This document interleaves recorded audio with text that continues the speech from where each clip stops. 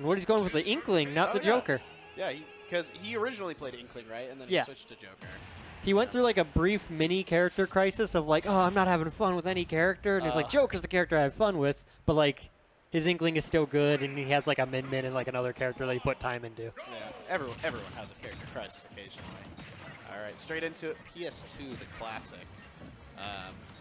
So they're starting off just scrapping right off the bat, but I think the Twins are just kind of starting to at least attempt to get the center stage control to split to the 1v1. Right, because at the moment, like they kind of had both the red team like where they wanted them just to do like their 1v1 options, but that's never something that lasts because you can only keep the pressure yourself up like for so long. So Blue's got like a slight percentage lead, but already it's going back down to even just because hey, these 1v1s won't work. That'll do it though. Yeah. Yeah, and you can see Spot is trying to start setting up his mining while Woody kind of tackles the 2v1.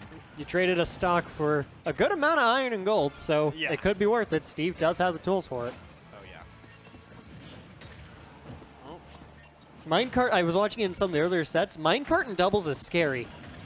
Yeah, it's kind of like just the amount of like priority it has over so many things, and it beats so many options that you can kind of throw it out and without having to worry about too much. Because it's like it's going to grab someone.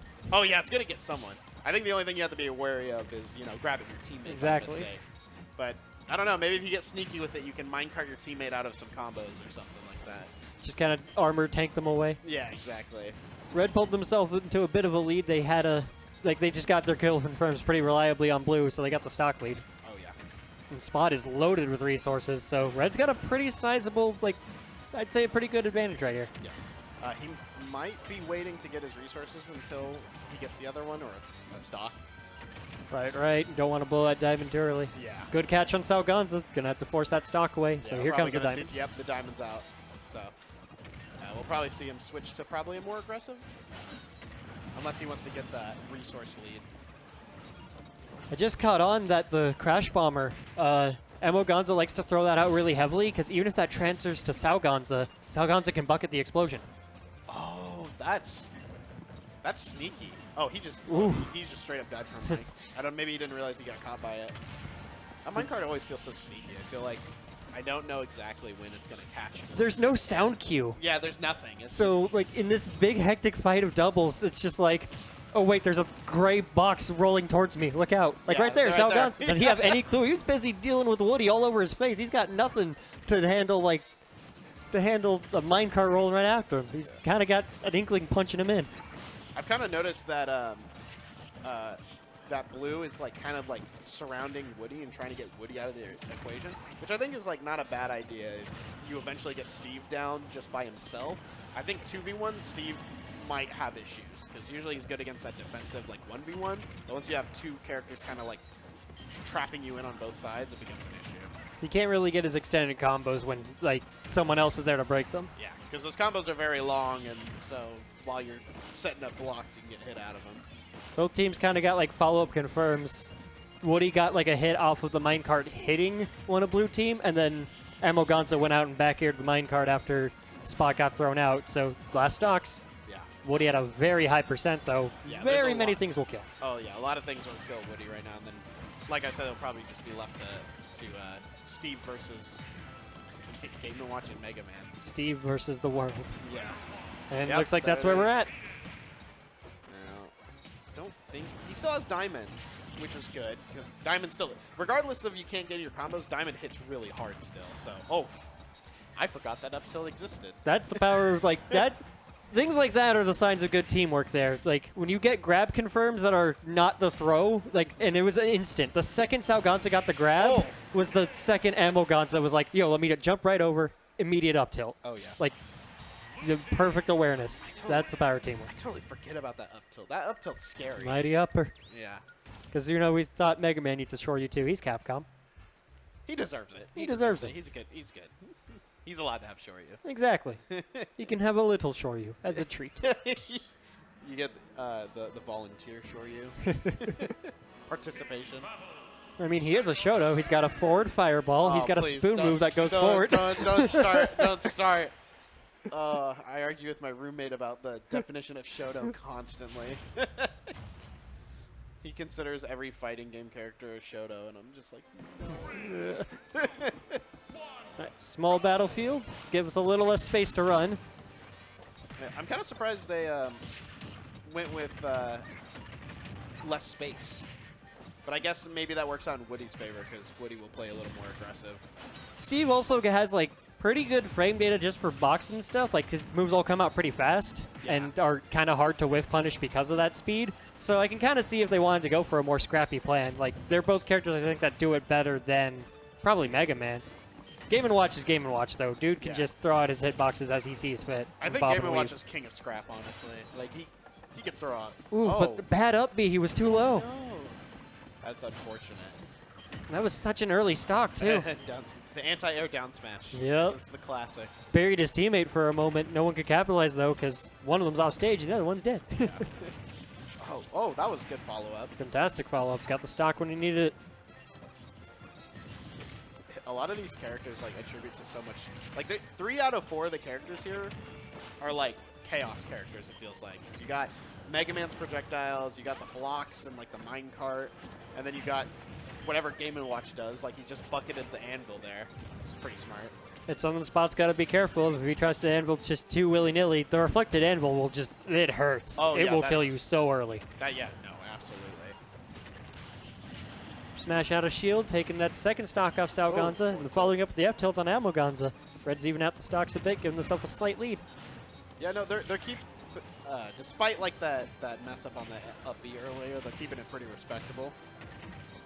Like, even if you factor out, like, that SD, the stock count would be even, but Blue would have a very significant % lead. So it's definitely still anyone's game, especially in the nature of doubles. Like, early confirms and teamwork are the name of the game. It's how you just get mad early kills. Spot was kind of hovering out there to try to find an option, but he waited a little too long. He was really comfortable just using his blocks, trying to wait out options, maybe waiting to see if his teammate could come and intercept, but AMOGonza kept Woody occupied, so it was only a matter of time for Sao to just jump out and hit him. That was a good crash bomber on the ledge to kind of poke off Spot. Very smart.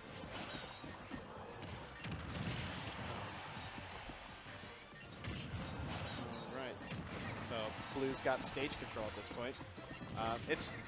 They got a bit of a lead now. It's not by much, but it's still pretty impressive. Oh. Ooh, that was a bad mistech. No tech. Blocks are not going to be enough to stop Game & Watch's up B from there. They had a small lead just a brief few seconds ago. Everyone's swinging out smash attacks on Blue. They're looking for blood. You're just trying to get him with some like raw hit. Ooh, great call out on that air dodge from Woody. Dead. Yeah. That's it. Yeah. So now we just got Game & Watch at a very high %. He's pretty light. Does he have a? Yeah, that kills. Yeah. Woody was even like positioned just in case he might need to follow up, but not light Game & Watch. I'm noticing that ledge is very dangerous for these players, specifically when Blue is in charge of it. So like there were times there later that like Blue had one of them at ledge like 2v1. And, like, Spot just had to be like, okay, I'm just going to mine. Because at this point, I know, like, the best I can do is maybe throw something in there. Because I'm not going to be able to intercept this. Like, these people's ledge control is scary. Still sticking the same teams. It worked out for him. Yeah, it did. This is only winner's quarters, so I'm assuming this means it's the best of 3. So this is it. Yeah, this is the one. For winner's quarters. Still keeping it a small stage. It's very, for a lot of characters that you would consider to be more defensive, it's a very scrappy matchup with these teams. Yeah, you can see here, like, SAOGonza's going really hard in. Like, I think he's really trying to pressure against Spot and stop him from getting resources, and it's working out all right, because he's swinging. Oh. Spot tried to get another anvil in there, but part of this being a good counter pick, the Animal Crossing stages, Steve has to get a ton of wood. He does not get iron very easily. Yeah, no, Blue, very convincing stock lead right at the beginning. Right. Both of them getting the follow-ups they wanted. Oh. The immediate bucket follow-up, it did nothing. Yeah. Like what did he fill up his bucket on? I didn't even notice. Might have been the crash bomber, so 3 of a week multi-hit from your partner. Because after the bucket, Spot was at 9%. It Yeah, did nothing. For a second, I was like, who did he bucket? I don't see anybody. Like, This game faked us out, putting like the fancy flash there. Yeah. Oh, trading a character, Woody doing a down smash and Spot running into F smash the whiff punish and just take them both. 5-3 in stock, so that's still a pretty convincing lead. Sao went for the cheeky play there. He went for a judge confirm, got a 6. Unfortunate. If it hit, that would have taken a stock off Spot this early and given them a heck of a commanding lead. Oh yeah. Judgment is so scary. Oh, Spot's buried, gets the up tilt follow up. I think if he had timed his up smash Game & Watch, then that It might have absolutely killed would have Spot. killed. Yeah. The 2 up smashes, like the up smash and the up tilt together, that 100% would have killed. They're very good at following up on each other. It's that teamwork. When your brothers working together, like that means they definitely like practice and learned their stuff. They got like a read on what each other want. It's a siblings bond. It's powerful. The biggest part of why I really like watching doubles is because like ranking or placement of players doesn't matter as much as teamwork. Like players who like may rank lower will do better than like higher ranked players if their teamwork is on point. Yeah, there's a lot to respect with doubles about that, with teamwork. That happens very... Oftentimes, I believe most doubles teams that are considered the best aren't usually, like, individually Yeah. like, the best. Not to say anyone's bad player. Yeah, exactly. These people are all mad good. Yeah. But it's like a thing of like, when you look at a doubles bracket, it's like, who's in first? MKLeo and whoever? Or like Louis Money and Send who partner a ton of times. And it's Yeah. like, oh yeah. It's somewhat even. They've kind of brought it back. They missed their chance to really capitalize off of that accidental bury on Mega Oh. Man. But then Now he doing wasn't able to one get out of the minecart. I think I saw minecart trap kill twice. Oof. Good catch on the roll. That down smash just covers so many options. Bunch of ground space, and then like you said, anti-air. So if he times it right, that'll catch your jump too. Well, he's got diamond, and it is now a 1v1, so he has time to just get resources back and start to like get back in the flow of things. And this is dangerous for that case. I think it's important for SAOGonza to start like capitalizing when he can before he gets too ahead in resources. Well, never mind. He's got diamond.